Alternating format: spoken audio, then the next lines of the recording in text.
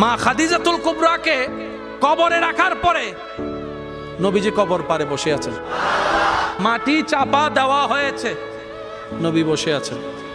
সাহাবায়ে কেরাম বলে, ইয়া রাসূলুল্লাহ, অনেকক্ষণ হয়েছে, এবার আসেন ঘরে। নবী বলছেন, ও আমার সাহাবা, যিনি শুয়ে আছেন উনি আমার দুঃখের দিনের বন্ধু, আমার অসহায় সময়ের মধ্যে উনি সহায় হয়ে পাশে দাঁড়িয়েছেন। সবাই যখন আমার উপর আঘাত করছে, এই আঘাতের রক্তটা উনি মুছিয়ে দিয়েছেন, উনি আমার জন্য একটা শক্তি হয়ে দাঁড়িয়েছেন। আমার খাদিজা, আমার স্ত্রী, তোমাদের উম্মাহাতুল মুমিনিন। ইয়া রাসূলুল্লাহ, একটু ঘরে আসেন।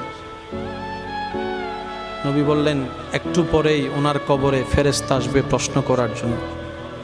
আমি নবী বসে আছি, আমার খাদিজার প্রশ্নের উত্তর আল্লাহর হুকুমে খাদিজার পক্ষ হয়ে আমি নবী উত্তর দেওয়ার জন্য।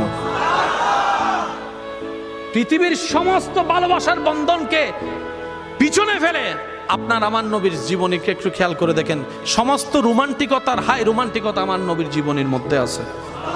আমরা নিতেও জানি নাই, পালনও করতে জানি নাই। আল্লাহ পাক আমাদের সবাইকে ইসলাম মেনে চলার তৌফিক দান করুক।